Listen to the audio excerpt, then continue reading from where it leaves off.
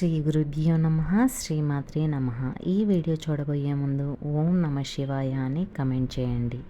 ఈరోజు వీడియోలో శివ పంచాక్షరి మంత్రం అంటే ఏమిటి, ఈ మంత్రాన్ని జపిస్తే కలిగే ఉపయోగాలు ఏమిటి, అలానే మార్చి 8వ తారీఖు మహాశివరాత్రి రాబోతుంది. ఆ రోజున జాగరణ ఉపవాసం జాగరణ చేసేటప్పుడు ఏ మంత్రం పఠిస్తే శివానుగ్రహం లభిస్తుందో ఈ వీడియోలో తెలుసుకుందాం. ఈ వీడియో చూడబోయే ముందు వీడియోని ఒక లైక్ చేయండి. నమశివాయ అనే పదం మనం చాలాసార్లే విని ఉంటాం. వినడమే కాదు, రోజులో చాలాసార్లు మనసులో కూడా అనుకొని ఉంటాం. వాస్తవాలు ఓం నమశివాయ అనే మంత్రంలో నమ శివాయ అనే 5 అక్షరాలున్నాయి. ఇవి ప్రకృతికి సంబంధించిన భూమి, నీరు, అగ్ని, గాలి, ఆకాశం, విశ్వాన్ని సూచిస్తాయి. ఈ మంత్రం స్మరించుకుంటూ ఉంటే అద్భుతమైన ఫలితాలు, మార్పులు చూడవచ్చట. మరి ఈ మంత్రం స్మరణ వల్ల కలిగే ప్రయోజనాలు ఏంటో ఇప్పుడు చూద్దాం. నమశివాయ అంటే ఆ పరమశివుణ్ణి గుర్తు చేసుకోవటమే, ధ్యానించటం మాత్రమే కాదండోయ్. నమశివాయలో నా అంటే నభం అంటే ఆకాశం అని అర్థం, మా అంటే మారుత్ అంటే వాయువు, సి అంటే సికి అనగా అగ్ని అని అర్థం, వా అంటే వారి అనగా జలం, యా అంటే యజ్ఞం, యజ్ఞానికి భూమి అనే అర్థం. ఈ 5ంటికి ఓంకార నామాన్ని చేర్చి ఉచ్చరించటం వల్ల ఆదిదేవుని అనుగ్రహం పొంది సర్వపాపాలు హరించిపోతాయని పురాణాలు చెబుతున్నాయి. అలాంటి పంచభూతాత్మకుడైన పరమశివుణ్ణి నమశివాయ అనే మంత్రంతో స్మరిస్తాం. పరమశివుడిలోని స్వార్థం లేనితనం, పోలాతనం కలగలిపిన నిరాడంబరత, నిస్వార్థాన్ని గురించి ఈ మంత్రం చెబుతుంది. మన మనస్సు ఈ సుగుణాలన్నిటితో పరిపూర్ణ స్థితిలో శరీర ధర్మాల నుంచి ఆ సర్వేశ్వరుని పాదాల చెంత చేరి ముక్తిని ప్రసాదించమని శివ పంచాక్షరి స్తోత్రాన్ని రచించారు. ఈ మంత్రంలోని ముఖ్య ఉద్దేశం కూడా ఇదే. అయితే నమశివాయ మంత్రాన్ని ఎప్పుడు పడితే అప్పుడు స్మరించకూడదు. ఈ మంత్రాన్ని జపించేందుకు కొన్ని నియమాలు, నిష్టలు కూడా ఉన్నాయి. తెల్లవారుజామునే నిద్రలేచి తలస్నానం ఆచరించి నిటారుగా కూర్చోవాలి. ఆ తర్వాత కళ్ళు మూసుకొని జపమాల తీసుకొని ఓం నమః శివాయ మంత్రాన్ని జపించటం మొదలుపెట్టాలి. ఇలా శివ పంచాక్షరి స్తోత్రాన్ని చదివితే ఆ పరమేశ్వరుడు ఖచ్చితంగా మనల్ని కరుణిస్తాడు. ఒకవేళ జపమాల లేకపోతే వేలతో లెక్క పెట్టుకోవచ్చు. ధ్యానం 108 సార్లు మంత్రం జపం పూర్తి అయిన తర్వాత అలాగే కొన్ని నిమిషాలు కళ్ళు మూసుకొని ప్రశాంతంగా కూర్చోవాలి. దీనివల్ల మీ చుట్టూ ఉన్న ఎనర్జీ మీ శరీరాన్ని గ్రహిస్తుంది. ఓం నమ శివాయ ఇది మహాశివుణ్ణి స్మరించే గొప్ప మంత్రం. సృష్టిలో ముఖ్యమైన దేవుళ్ళైన బ్రహ్మ, విష్ణు, మహేశ్వరులలో ఒక్కడైన అత్యంత శక్తివంతుడైన దేవుడు మహాశివుడు. ఓం నమ శివాయ అనే మంత్రం శివుడికి చాలా ప్రత్యేకమైనది. హిందువులకు ముఖ్యమైన దేవుడు శివుడు. శివభక్తులు ఎప్పుడూ ఆ పరమేశ్వరుని ఓం నమ శివాయ అనే మంత్రం ద్వారా స్మరిస్తూ ఉంటారు. ఈ గొప్ప మంత్రాన్ని స్మరించటం వల్ల శారీరక, మానసిక సమస్యల నుంచి ఉపశమనం కలిగిస్తుందని ఆధ్యాత్మికవేత్తలు సూచిస్తున్నారు. ఈ మంత్రాన్ని జపించటం వల్ల ప్రశాంతత, మానసిక సంతోషం కలుగుతుంది. అంతేకాదు శివభక్తులు వీలైనప్పుడల్లా ఓం నమ శివాయ అని స్మరించుకుంటూ ఉంటే అద్భుతమైన ఫలితాలు, మార్పులు చూడవచ్చట. యజుర్వేదం ప్రకారం ఈ మంత్రాన్ని శ్రీరుద్ర చమకం పూజలో ప్రస్తావించారు. ప్రయోజనాలు ఓం నమ శివాయ అనే మంత్రాన్ని శ్రద్ధాభక్తులతో స్మరించటం వల్ల మనసుకు ప్రశాంతంగా, నిర్మలంగా ఉంటుంది. జీవితాన్ని ధర్మంగా అనుభవించేలా చేస్తుంది. పాజిటివ్ వైబ్రేషన్స్ ఓం నమ శివాయ మంత్రాన్ని జపించటం వల్ల ఎనలేని శక్తిని ప్రసాదిస్తాయి. దుష్ట శక్తులు దరిచేరకుండా కాపాడుతుంది. డిప్రెషన్ ఈ మంత్రం క్రమం తప్పకుండా స్మరించటం వల్ల మెదడు, శరీరానికి ఉపశమనం కలిగిస్తుంది. అలాగే డిప్రెషన్, నిద్రలేమి, మానసిక అనారోగ్య సమస్యలను నివారిస్తుంది. ఒత్తిడి తగ్గిస్తుంది, ప్రశాంతత కలిగిస్తుంది.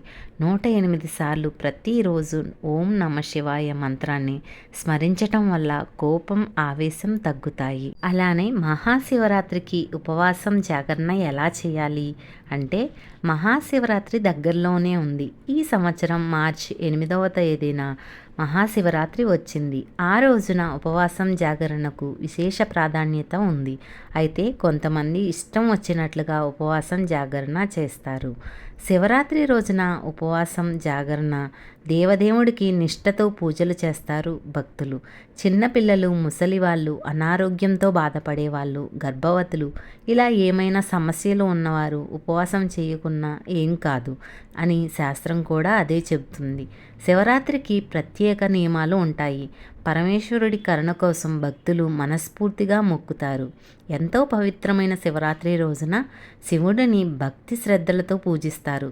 శివపురాణంలో శివరాత్రి పూజా విధానాన్ని శ్రీకృష్ణుడికి ఉపమన్యు మహర్షి వివరించాడు. ఆ రోజున పరమేశ్వరుని భక్తులు 3 విధాలుగా పూజిస్తారు. ఒకటి శివ పూజ, ఉపవాసం, జాగరణ. ఇందులో ఉపవాసానికి చాలా ప్రత్యేకత ఉంది.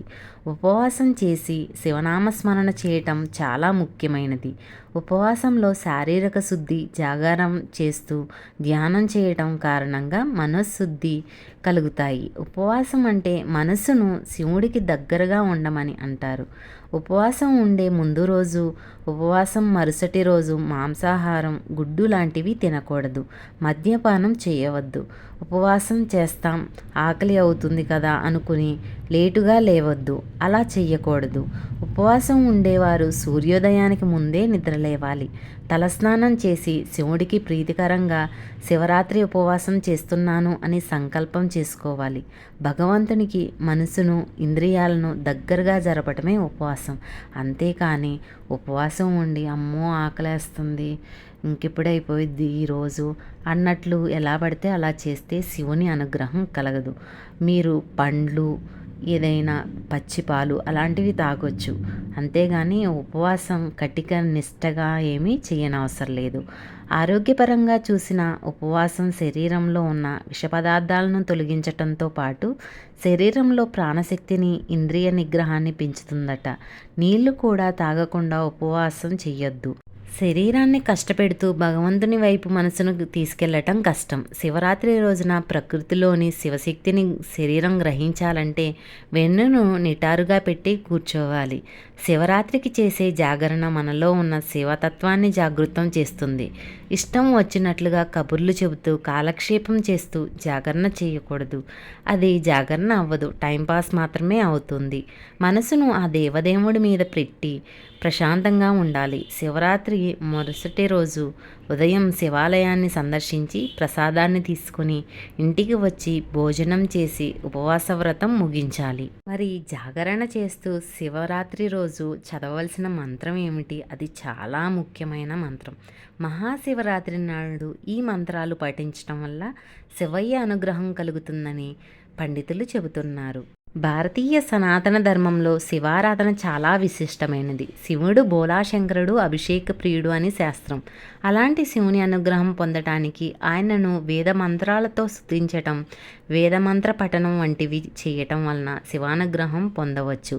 కలియుగంలో యుగ ప్రమాణం వలన వేదాధ్యయనం చేయని వారికి, సామాన్య మానవులకు శివారాధన చేసేటప్పుడు శివ పంచాక్షరి అనగా ఓం నమః శివాయ అనేటటువంటి మంత్రంతో శివుణ్ణి పూజించటానికి, ఆరాధించటానికి, స్తుతించటానికి విశేషమైన మంత్రమని జ్యోతిష్య పండితులు చెబుతున్నారు. శివమంత్రాలలో మరొక మంత్రం ఓం తత్పురుషాయ విద్మహే మహాదేవాయ ధీమహి తన్నో రుద్ర ప్రచోదయాత్ అనేటటువంటి శివమంత్రం కూడా చాలా విశేషమైనది.